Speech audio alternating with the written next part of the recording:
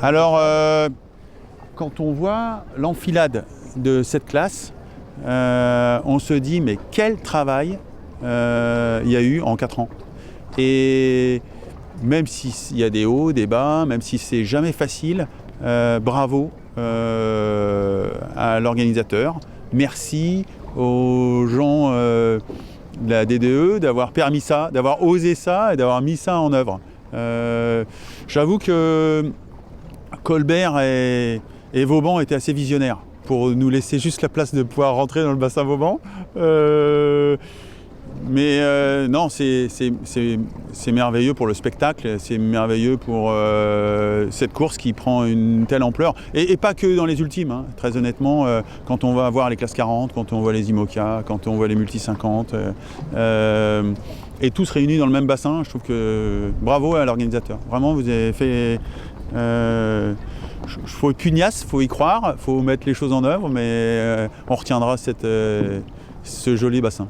J'ai l'impression que notre sport, l'écosystème qu'il y a autour de la voile donne cet élan de vouloir dire l'époque est quand même formidable. L'époque est possible. Moi, il y a 4 ans, j'aurais jamais imaginé que je serais le marin que je suis aujourd'hui. J'aurais jamais imaginé qu'avec Sodebo, on aurait gagné 10 nœuds. J'aurais jamais imaginé... En fait, quand vous êtes un homme ou un athlète et que vous dépassez votre rêve, je pense que vous êtes heureux. Et c'est le message que j'ai envie de donner, et j'ai l'impression que c'est le message qu'envoie cette édition un peu particulière, où il y a vraiment un plateau fabuleux, où c'est 138 sillages qui arrivent à Saint-Malo et qui disent l'époque est formidable. Ouais, alors j'ai envie de faire le point aussi. Il y a 4 ans, on était fortement décriés au départ, mais aussi à l'arrivée. Peut-être à raison, mais aujourd'hui, finalement, par pugnacité des armateurs, par la volonté de faire ensemble, avec encore une fois ces hauts, ces bas, mais ce qu'on retient, c'est ce que les gens construisent, ce que les gens bâtissent. C'est les gens qui sont visionnaires pour avoir envie de faire ça, et notre classe ultime, elle est là pour aller quelquefois à contre-courant. Donc je suis très fier de participer à ça en tous les cas.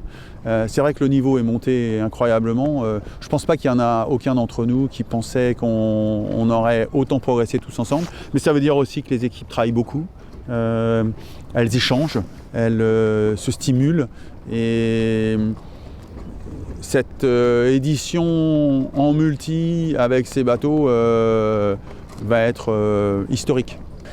Là, on est dans le solitaire. Alors ça va changer un peu la donne quand même. On s'est entraîné beaucoup les uns avec les autres. J'ai pris énormément de plaisir à naviguer contre Charles et Armel. On a beaucoup échangé. C'était vraiment très ouvert, très simple, très facile, presque fraternel. Et ça nous a fait énormément progresser tous les uns les autres. Donc on arrive avec un capital confiance, je pense, d'avoir effectivement par rapport à il y a 4 ans beaucoup plus de connaissances. J'aime pas le mot maîtrise parce que c'est prétentieux. Il faut être humble quand on est sur un bateau comme ça et quand on s'élance en solitaire. Mais c'est vrai il va y avoir ces 3 premiers jours un engagement physique, technique, et d'arriver jusque dans les alizés qui va être énorme. Ça c'est indéniable. On s'attend à quelque chose de très engagé. En fait, la route du Rhum a cette magie de ne jamais avoir répondu aux favoris, avoir toujours relancé finalement les dés de ce que ça représente en fait l'épopée et ce que cette course représente. Et je crois que c'est ça qui lui donne ce goût si spécial. Elle surprend toujours, elle est toujours inattendue, elle est toujours finalement comme la vie. C'est comme un rendez-vous. Il y en a combien de rendez-vous ratés avant de réussir un bon rendez-vous ou un beau rendez-vous, et quelle énergie il faut avoir eu pour effectivement être au rendez-vous. C'est ça qui fera que cette route du Rhum, où je pense que très honnêtement par rapport à il y a 4 ans ou même les années précédentes, si peut-être l'année 2002 et 2006 où les bateaux étaient pareils assez proches en performance, Là, ça c'est vraiment, les performances sont très proches et de façon assez exceptionnelle. Donc, celui qui gagnera, c'est celui qui aura le plus d'appendices à la fin. Celui qui aura mieux géré son bateau et lui. Et ça, bien malin, et personne ne le dit avant. Mon premier très grand souvenir, c'est d'avoir été préparateur de Laurent Bourgnon en 1994 et de participer à cette victoire et la générosité qu'il a à l'arrivée. Et quand je vois ça dans son regard, je me dis c'est ça que je veux vivre. Donc ça, c'est mon déclic. 4 ans après, je remplace Yves Parlier et je gagne en IMOCA. Ce qui sans doute me propulse. Alors que je me voyais plutôt...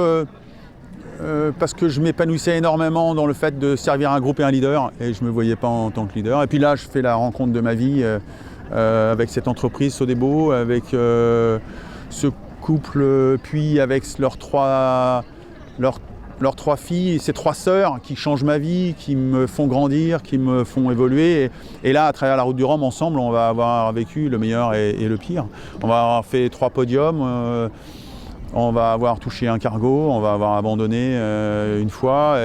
Et pour autant, je garderai qu'à chaque fois, même dans les moins bons souvenirs, elle nous a fait rebondir énormément. Je ne sais faire que rebondir.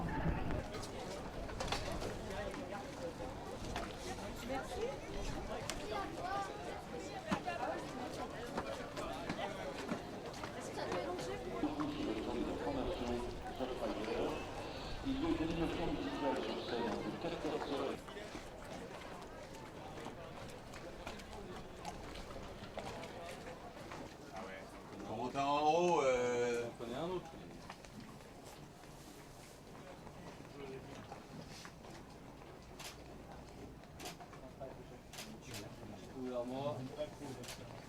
Tac, parfait. Et on va la faire dans l'autre sens.